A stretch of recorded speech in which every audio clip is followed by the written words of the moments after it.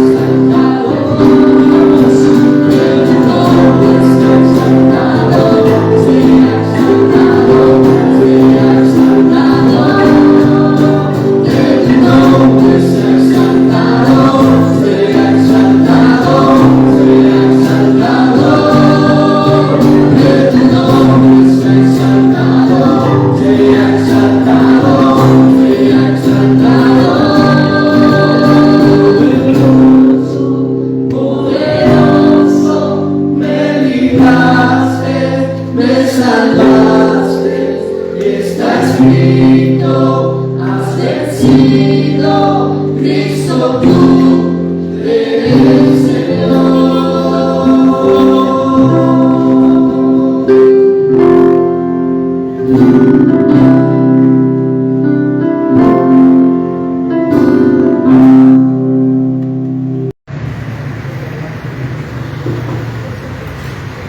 Ubiquémonos en el capítulo 1. Ya vamos en el 4. Pero comencemos en el 1. Antes de orar. Resulta que el versículo 1, como lo estudiamos hace unas semanas, dice que Santiago le está escribiendo esta carta a todos los expatriados, los que habían tenido que salir a diferentes partes del imperio, que habían salido de donde, muy posiblemente de ahí, de Jerusalén, de Judea, de donde ellos vivían, y se habían ido a otras partes, que estaban en la dispersión, en diferentes partes del imperio romano en ese entonces. Pero estamos claros en que le estaba escribiendo a creyentes, cristianos, como nosotros. ¿Estamos todos de acuerdo? Le estaba escribiendo a cristianos, a creyentes. Pero resulta que lo que hemos descubierto es que esos creyentes, en el capítulo 1, por ejemplo, estaban pasando por dificultades, por tribulaciones y por tentaciones, pero era gente que tenía puesta su mirada a las riquezas de este mundo y eran creyentes. En el capítulo 1 era gente que estaba solamente escuchando las escrituras, pero no colocándolas en práctica, y eran creyentes, eran hacedores, no eran hacedores, eran oidores de las escrituras. Pasamos al capítulo 2 y nos encontramos con que estos creyentes estaban menospreciando al pobre y estaban elogiando al rico. Estaban usando parcialidad, estaban despreciando a los necesitados y estaban privilegiando a los más acomodados. Y eran creyentes, cristianos. Llegamos al capítulo 2, segunda parte, y esos mismos cristianos, algunos estaban diciendo: no, ustedes no entienden, mis obras son como si yo no fuera cristiano, pero en verdad yo sí soy, yo era peor de lo que era antes. Pero eso no importa, mis obras no importan, lo que importa es que yo sé que soy salvo. Y Santiago dice: sí, no me digan. Cristianos, no, creyentes. Ahora, en todas esas comunidades, Santiago no le escribió a una sola comunidad, sino a muchos grupos pequeños que eran las comunidades. Obviamente, como en todas las comunidades, siempre, como en esta, hay unos que son y otros que no son. La parábola del trigo y la cizaña. Señor, ¿quieres que vayamos y arranquemos la cizaña? No, déjenla ahí, déjenla crecer juntos. Cada comunidad de creyentes en el mundo tiene algunos que son y otros que no son, pero aparentemente todos son. Entonces Santiago les está escribiendo a esta gente y estos cristianos, y miren todos estos cristianos en lo que andaban. Llegamos al capítulo 3 y esos cristianos andaban usando esa sin hueso de una forma violenta. Andaban usando la lengua para hacer daño de una forma terrible. Y Santiago tiene que usar muchas ilustraciones y dice: un momentito, ¿ustedes qué están haciendo? ¿Ustedes se han dado cuenta del daño que se puede producir con la lengua? Y andaban hablando y andaban diciendo, y llegamos al capítulo 3 y algunos estaban diciendo: nosotros somos los maestros aquí y vamos a enseñarles a todos. Entonces, ¿ustedes qué están haciendo? Y hablaban mucho y hacían poco. Y cuando se dedicaban a enseñar y a hacerse maestros, a ellos mismos estaban creando una gran cantidad de problemas y conflictos entre los hermanos. Y llegamos al capítulo 4 y nos encontramos con que Santiago les dice: ¿de dónde vienen las guerras entre ustedes? Y luego utiliza una palabra fuertísima: homicidios.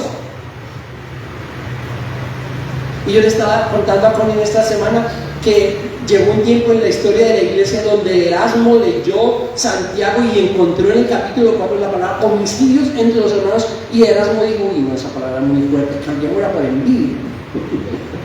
Y resulta que en el griego la palabra para homicidio y la palabra para envidia son muy cercanas. Entonces Erasmo dijo: no, cambiémosla, porque este homicidio, lo original que escribió Santiago fue homicidio. Y entonces unos momentitos cristianos del libro de Santiago andaban como medio mal. Estaba escribiendo a creyentes. Nosotros vivimos supuestamente en el mundo de las libertades, supuestamente. Entonces vivimos en un país que está en un sector donde aquí se defiende la libertad de expresión, la libertad de opinión, la libertad de movilización, hay otra, se me olvidó, asociación, todas esas libertades. Supuestamente vivimos en el mundo de las libertades. El problema, ese planteamiento para mí está bien, el problema de ese planteamiento, que es un planteamiento humano, es que llega un punto donde el planteamiento dice, un momentito, pero todas esas libertades tienen que respetar las libertades del otro, porque al momento que tu libertad comience a afectar la libertad del otro, ahí tienes que restringirla. Pero el corazón humano, por supuesto que yo no voy a restringir nada. Y me gusta eso de las libertades, porque yo voy a hacer uso de mis libertades, así tenga que pasarle a los demás por encima, pero lo voy a hacer. Como por ejemplo el aborto. El aborto. Horrible, terrible lo que está pasando en nuestro continente. México acaba de aprobar una ley semejante a la que se aprobó en Colombia, o peor, la de Colombia es terrible. La de Colombia es una vergüenza mundial. Que Colombia haya dicho, pues está bien, aquí las mujeres pueden matar a sus bebés hasta las 24 semanas. Entonces, ¿qué pasa con el aborto? Aquí viene todo este grupo de personas diciendo, no, nosotros tenemos derecho a decidir qué vamos a hacer con nuestro cuerpo. El Estado no puede decirnos qué vamos a hacer con nuestro cuerpo. Y eso, hasta ahí, pues sí, está bien. Hasta ahí está bien. Pero el gran problema es que dicen, para hacer uso de esa libertad tenemos que matar al bebé que está en nuestro cuerpo. O ahí es donde está mal. Tú no puedes quitar la vida a un ser por el hecho de que vas a defender una de tus libertades o tus derechos. Y así sucesivamente. ¿Por qué menciona todo eso? Bueno, algo parecido está pasando acá, en el capítulo 4 de Santiago, cuando dice en el versículo 1, ¿de dónde vienen las guerras y los conflictos entre ustedes? Repito esa palabra fuerte, la palabra guerra. Las guerras y los conflictos, ¿de dónde vienen? Es como si, por ejemplo, acá, ¿no?, nos preguntaran, vinieran y nos dijeran, ¿de dónde vienen todos esos problemas malentendidos y peleas entre ustedes? Y yo comienzo, lo que pasa es que ustedes no conocen a Jason. Jason es más desorganizado. Y no, ni hablar de Samuel.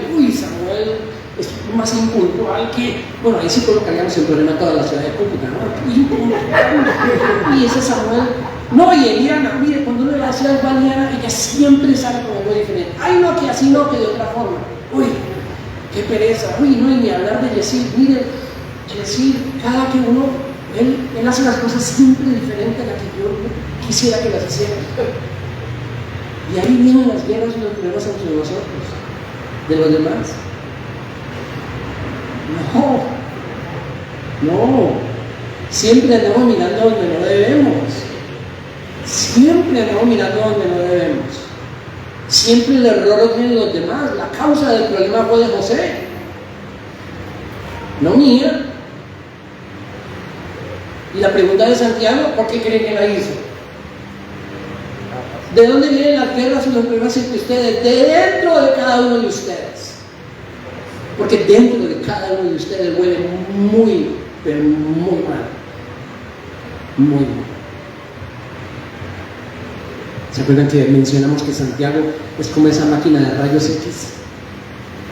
Que nos comienza a revelar todo lo que no quisiéramos que se viera y comienza a avergonzarlo. Yo sigo siendo avergonzado por la carta de Santiago todos estos días y semanas. Y aquí en este capítulo 4, pues no es la excepción.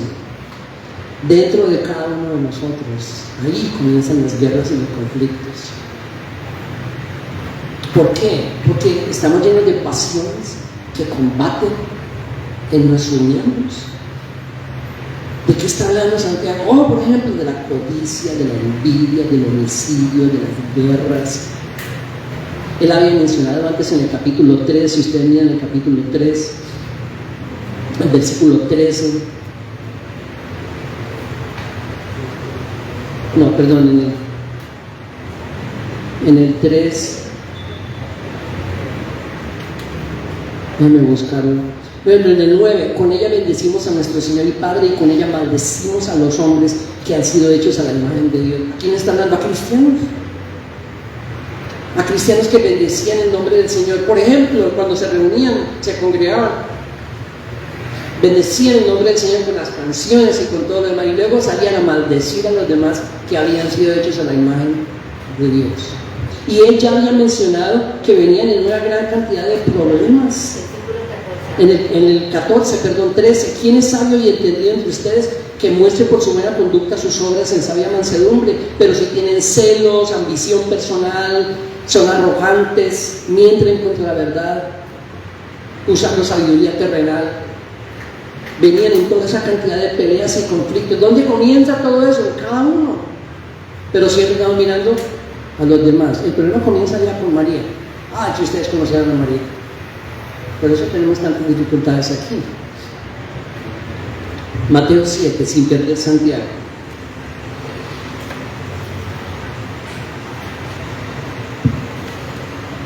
Mateo 7, versículo 1. No juzguen para que no sean juzgados. Porque con el juicio con que ustedes juzguen serán juzgados, y con la medida con que midan se les medirá. ¿Por qué miras la mota que está en el ojo de tu hermano y no te das cuenta de la viga que está en tu propio ojo? ¿O cómo puedes decir a tu hermano, déjame sacarte la mota del ojo cuando la viga está en tu ojo? Hipócrita. Saca primero la viga de tu ojo y entonces verás con claridad para sacar la mota del ojo de tu hermano.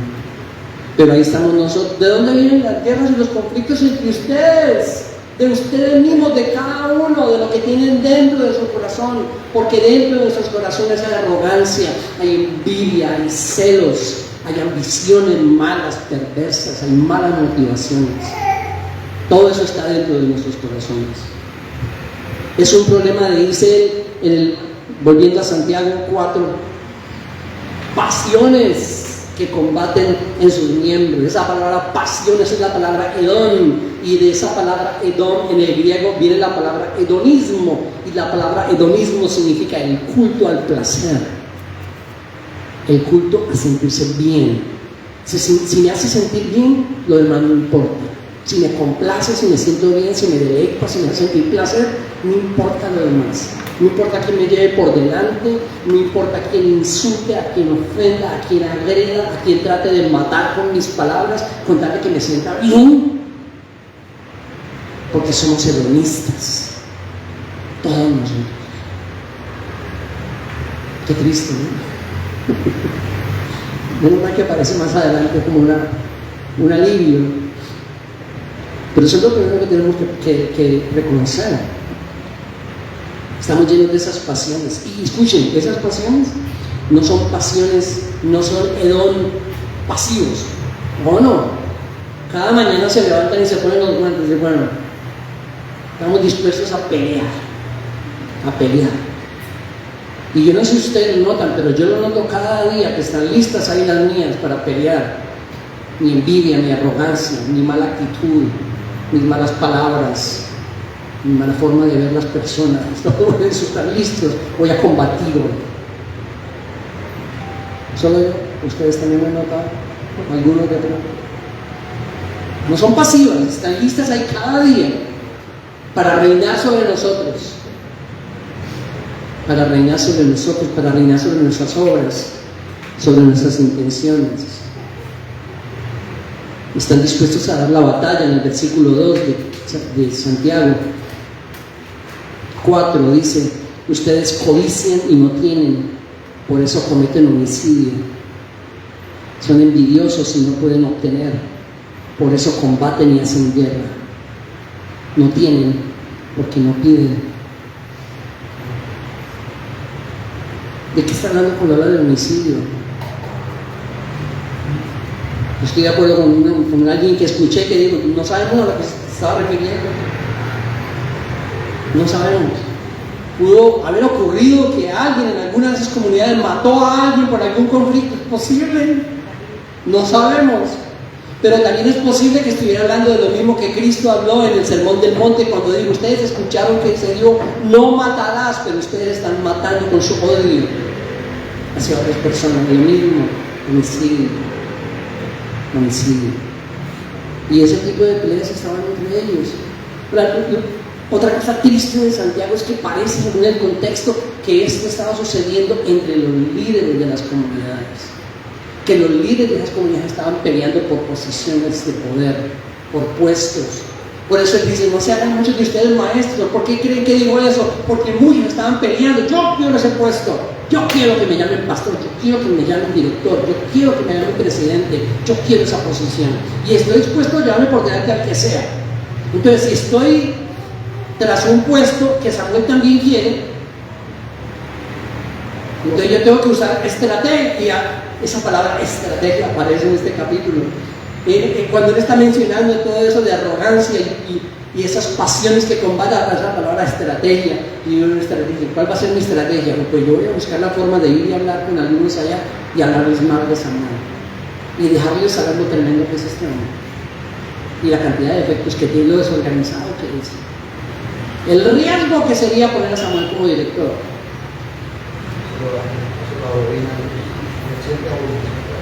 Sí, ¿no le suena como a elecciones? ¿No le suena como a elecciones?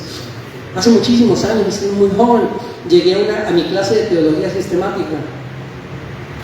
Y mi clase de teología sistemática la dictaba un pastor, y llegó el pastor a dictar la clase, pero venía colorado el hermano porque era de Escocia. Venía bravo. Entonces, antes de comenzar la clase, tenía como que desahogarse. Y digo: uy, déjenme compartirles que vengo muy enojado, porque acabo de llegar, soy en Bogotá, acabo de llegar de la primera reunión del Partido Nacional Cristiano, el primer partido político. Nos citaron a una reunión para ver cómo comenzábamos, impulsábamos ese primer Partido Nacional Cristiano, y dije: hermano, no les miento, Dios sabe, estuvieron a punto de irse a los puños, a punto de irse a los puños de los hermanos. Y ese día para mí fue impactante. Fue una reunión de pastores. Oh, sí, casi se dan golpes santos. Casi se imponen las manos unos a otros. Esto estaba sucediendo en esas comunidades. Entonces, todo esto que todos tenemos dentro, de todas estas pasiones pecaminosas, ese hedonismo, todos somos hedonistas, afecta nuestras relaciones con los demás. Y no solamente con las personas de afuera con quienes trabajamos o estudiamos, sino obviamente con las personas con las que vivimos nuestra vida como cristianos. Y eso estaba pasando entre ellos. Pero no solamente afecta nuestra relación con los demás, también afecta nuestra relación con Dios. Porque al parecer todos estos líderes que estaban peleando por posiciones o privilegios en medio de envidias y malos deseos, querían que Dios interviniera a favor de ellos solo porque ellos se lo pedían. Versículo 3. Piden y no reciben, porque piden con malos propósitos para gastarlo en sus placeres. Ahí está la misma palabra, Edom. ¿Cómo así? Me parece que algunos de ellos, en medio de su trifulca, en medio de su pelea, en medio de todo eso, estaban diciendo: bueno, voy a orar a Dios, ¿no? Entonces, si Samuel está compitiendo conmigo por el puesto, voy a pedirle al Señor que se enferme, que algo le pase,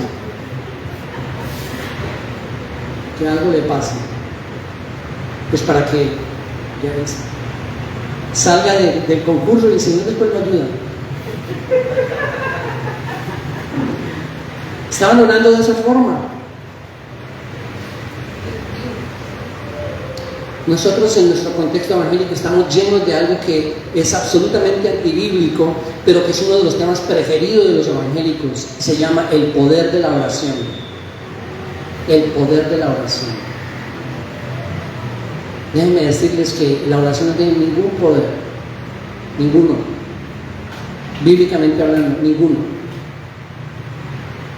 Dios es todopoderoso. Dios es todopoderoso. Y en ninguna manera podemos nosotros nunca imaginar, pretender que Dios nos va a responder a una de nuestras malvadas peticiones. Solo porque queremos hacerle daño a otro, o simplemente porque tenemos el capricho de, ay, dame eso, ay, mientras más ore, él me lo va a dar, porque le voy a torcer el brazo.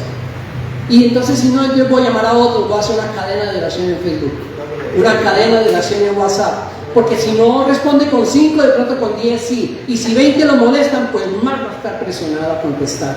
Ese no es Dios, no es Dios.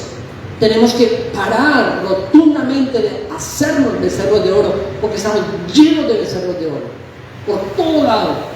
A cada cual se le ocurre que Dios es de alguna manera y simplemente lo dice y muchos le creen. Ah, bueno, si Dios es así, si usted lo dice, Dios es así.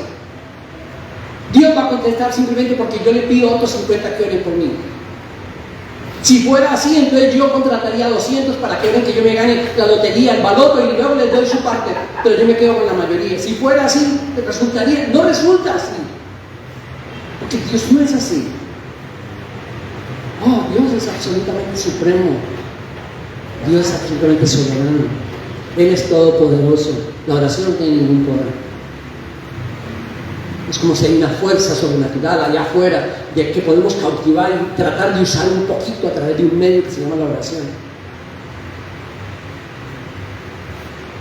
El mensaje herético del cual estamos llenos en diferentes contextos. El Creador al servicio de la criatura. ¿Cómo? ¿El Creador al servicio de la criatura? No, sí.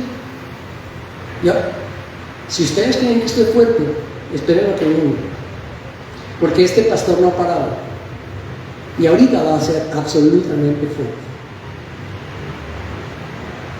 Por ahora está diciendo, olvídense que por oraciones suyas, pidiéndole a Dios que nos ayude con la posición que quieren lograr y que haga algo con sus hermanos que están compitiendo con ustedes para que salgan del camino. Dios no va a responder semejantes oraciones llenas de hedonismo para gastar en sus placeres. Y ya les había mencionado arrogancia, envidia, malos deseos. El Creador no está al servicio de las criaturas estamos al servicio del Creador. ¿Amén? Jamás de la otra manera. Estamos al servicio del Creador, no.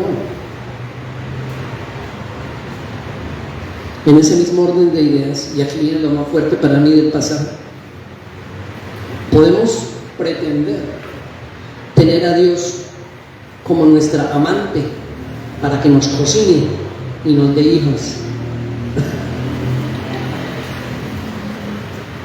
Estos días vimos un programa con Connie de un pastor, y fue una historia verdadera, un pastor en los Estados Unidos. El hombre tenía a su esposa no pudo darle hijos, entonces se consiguió una novia en la comunidad, en la congregación, y luego le dijo a la novia, no, pues vente a vivir con nosotros, vivamos los tres. Sí, entonces ella dijo, pero ¿cómo así? Eso suena extraño. No, mire, está David y Abraham y toda esa gente no tuvieron una, sino varias. Es bíblico. Y ella, ¿no? Como la mayoría de evangélicos, ay, sí, si usted lo dice, pastor. Entonces, claro, después fue y tuvo un hijo con ella.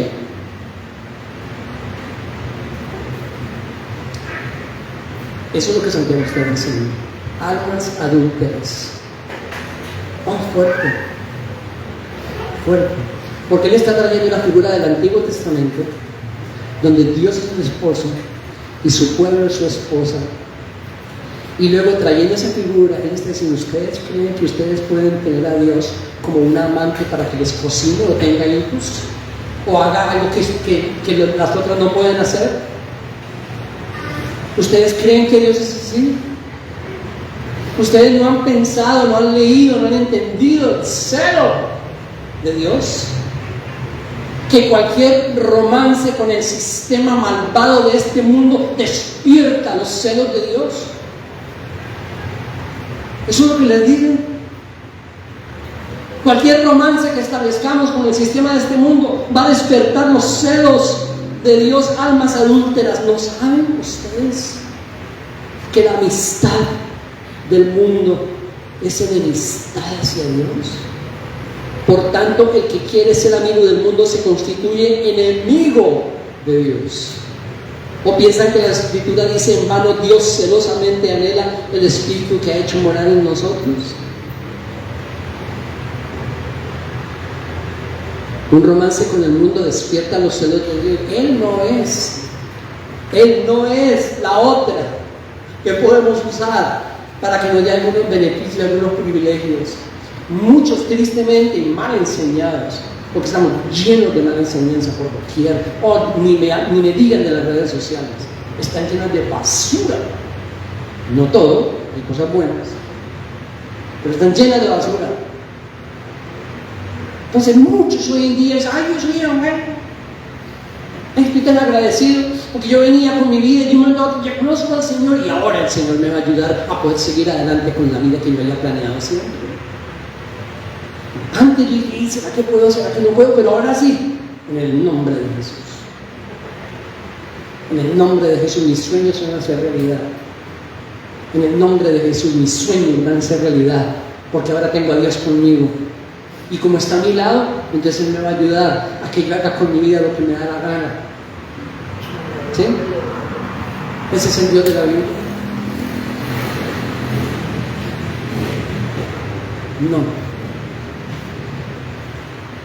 Como dice el profeta, creo que dijo, por su bondad no hemos sido consumidos.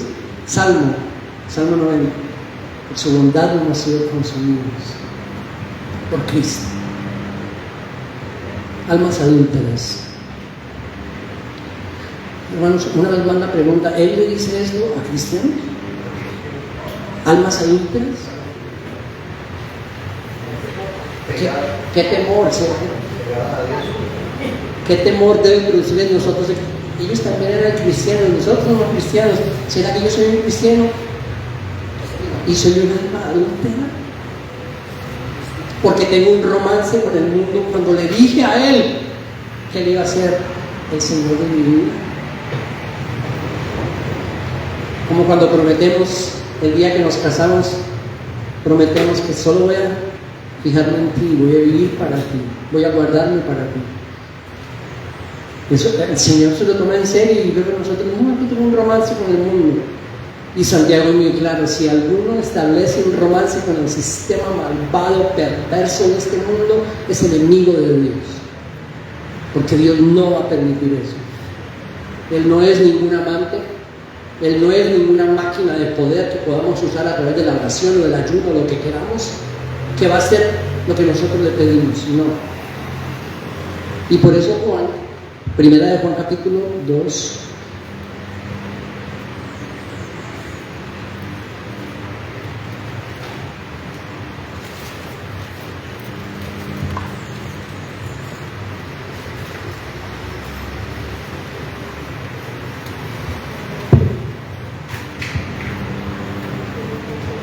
resulta que cuando Juan escribió estas cartas, él ya había leído Santiago.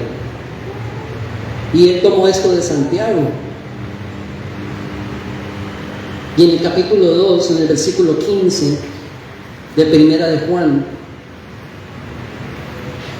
les dice, no amen al mundo, ni las cosas que están en el mundo.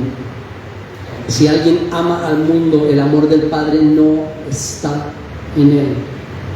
Porque todo lo que hay en el mundo, la pasión de la carne, la pasión de los ojos y la arrogancia de la vida, no proviene del Padre, sino del mundo.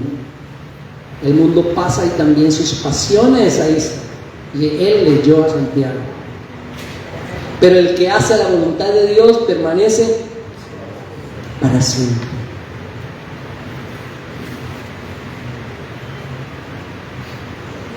Nuestras pasiones, nuestros deseos, nuestro hedonismo afectan nuestra relación con los demás y nuestra relación con Dios. Y entonces ahora viene, gracias a Dios, versículo 6, pero, ese pero es muy importante. Es lo que yo llamo el conector, que nunca podemos pasar por alto, el conector. Pero, ya he dicho esto, pero, no todo queda ahí, ya no he acabado, pero aquí viene la gracia, la respuesta, la benevolencia de Dios. Pero, versículo 6, Él da mayor gracia. Por eso dice, Dios resiste a los soberbios, pero da gracia. ¿A los qué? A los humildes. Pero Él da mayor gracia. Donde abundó el pecado, sobreabundó la gracia. Entonces, la gracia de Dios está disponible. Pero acuérdense de esto, Él resiste a los soberbios. Y los soberbios, voy a poner esta ilustración, son los que están armados. Envidia, arrogancia, malas pasiones, malos deseos, ambiciones personales, están armados. Y esa palabra, sométanse a Dios, significa que alguien está completamente armado y listo para atacar a quien lo ataque. Llega el punto donde se esconde y dice, me rindo, entrego mi envidia, mi arrogancia, mis malas ambiciones, mi deseo de hacerle daño a Samuel porque era mi contrincante político. Me rindo. Y luego la parte que más me gustó de una de las definiciones que estudié fue que estiro mis manos y digo, me someto. Póngame los esposos. Y eso es lo que, cuando Dios nos ve así, Él dice, ojo. Pero si Dios nos ve, dice, no, yo necesito mi envidia, yo necesito mi arrogancia, yo necesito mi ambición, yo necesito mi pelea con mis hermanos, yo necesito decirles a los hermanos cosas que me hagan sentir mal, para exaltarme a mí mismo, para rebajarlos a ellos. Yo estoy armado. Entonces el Señor me dice, bueno, apártate de mí, arrogante. Pero si yo estoy, oh Señor, ¿saben quiénes son los humildes? Los que reconocemos cuán malvado es nuestro corazón y cuán llenos de toda esa porquería estamos. Y yo todo el tiempo lo noto. Dime, es un ejemplo práctico. Cuando uno va en un carro y de pronto pasa una moto o un carro a toda velocidad y lo cierra, entonces yo reacciono inmediatamente de mi voluntad. Digo, Señor, ayúdalo, bendícelo y cuídalo. ¿Por qué? Porque me adelanto, porque yo sé que mi corazón quería orar algo completamente diferente. Y ni les voy a decir que quería orar mi corazón porque sería vergonzoso. Entonces me adelanto y el Señor bendice a esa persona, ayúdala, cuídala. Me adelanto, porque yo me conozco.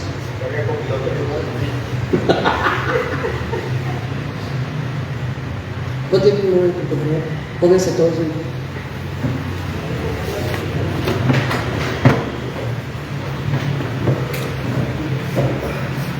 Pensando en todo eso,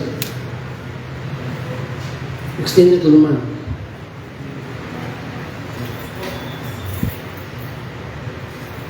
Dile, Señor, me someto, me rindo.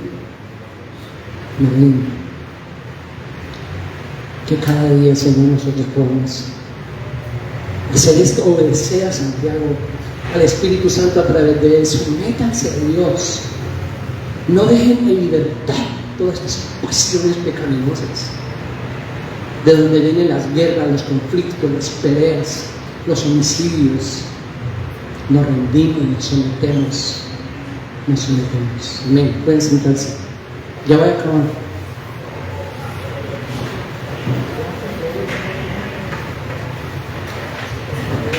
La próxima semana no, el próximo domingo va a estar Connie aquí con todas las mujeres, porque los hombres, pues no todos, pero muchos vamos a estar arriba en el cenar.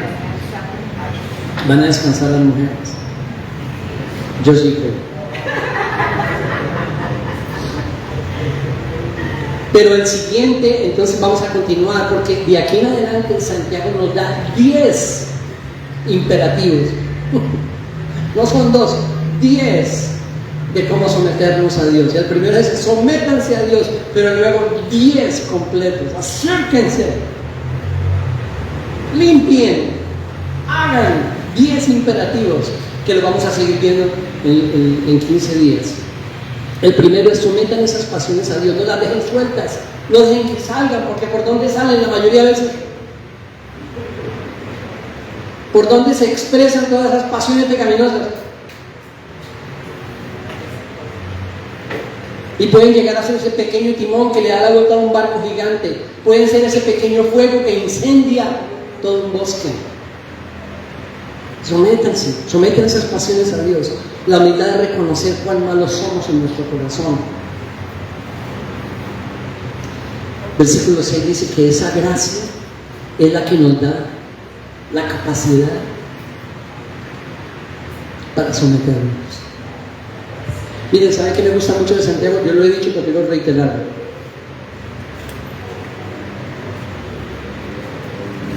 Santiago para mí es ese balance entre una enseñanza que es absolutamente cierta, que es solo la gracia de Dios puede ayudarnos. Amén.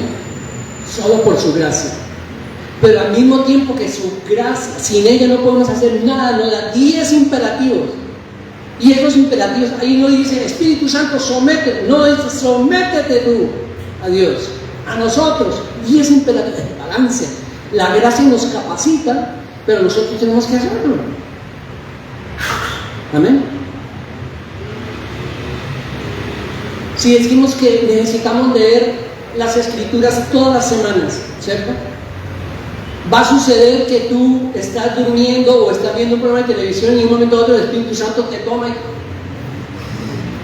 y vas hasta la Biblia. ¿Sí? ¿Te ha sucedido alguna vez? Porque si te ha sucedido, oramos por ti inmediatamente. Eso no va a suceder. Dios nos da la gracia, la capacidad, pero ¿quién tiene que sacar el tiempo, ir a buscar la Biblia, sentarse, a abrir y comenzar a leer, a estudiar, a meditar en ella? Nosotros. Entonces son 10 imperativos que tenemos que volver muy prácticos en eso, así como el ejemplo que acabo de darles, que yo quiero seguir poniendo en práctica. Cuando mi corazón quiere maldecirme, le adelante digo, no, voy a bendecir. Alguien me respondió mal y yo tengo no arrogancia, no maldad, no envidia, no odio, no homicidio, no vas a estar suelto. Yo me someto a los principios de Dios. Entonces esa es su gracia, pero también tenemos que llenarnos de sus principios. Santiago 1:25. ¿Se acuerdan lo que leímos en el 1:25? Pero el que mira atentamente a la ley perfecta, la ley de la libertad, y permanece en ella, no habiéndose vuelto un oidor olvidadizo, sino un hacedor eficaz, este será bienaventurado en lo que ¿qué? En lo que hace. ¿Cómo hacemos para someter esas pasiones pecaminosas? Llenándonos de los principios de Dios que están aquí en sus Escrituras, llenándonos de Santiago, llenándonos de Mateo, de los evangelios, de las cartas, llenándonos de la palabra de Dios. Y por último, 4:7. Por tanto, sométanse a Dios, resistan al diablo y huirá de ustedes.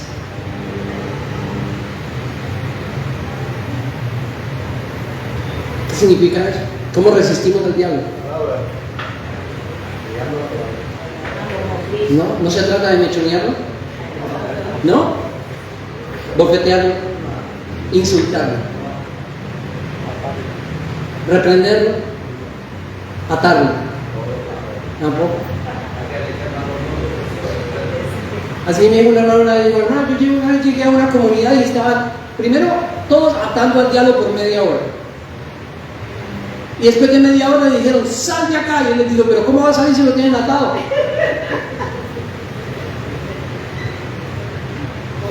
Resistan al diablo. Yo no creo que ninguno de nosotros aquí vaya a enfrentar cara a cara al enemigo del hombre, el diablo. Yo creo en el diablo. Yo creo que es un ser personal. Es un espíritu, pero es personal.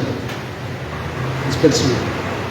Creo que tiene una hueste de demonios y creo que lo que él ha hecho es establecer un sistema de engaño y de tinieblas en el mundo. En el mundo. Y a través de ese sistema nos enfrenta. Y nosotros no lo resistimos ni mechoneándolo, ni abofeteándolo, ni reprendiéndolo, sino llenándonos de la Escritura y resistiendo el sistema malvado de este mundo que nos quiere engañar. Que nos quiere engañar. Entonces, ¿dónde se presenta el diablo? En las novelas, en Facebook, en las redes sociales, en los programas de deportes muchas veces, en los noticieros, en muchos programas de ciencia. Yo he visto, me gustan, pero he visto algunos programas de ciencia que no tienen nada que ver con demostrar cosas científicamente, se tratan de ir en contra de lo que Dios estableció. Entonces uno ve, ¿no?, la intención, dice, no, esto es malo, malo. Esa es la forma en que el diablo nos ataca. Que muchas veces mientras están muchos mechoneándolo y reprendiéndolo y diciéndole malas cosas para que se sienta mal, los está engañando a través de todo el sistema malvado de este mundo que cada día nos ataca, todo el tiempo nos ataca, todo el tiempo, todo el tiempo.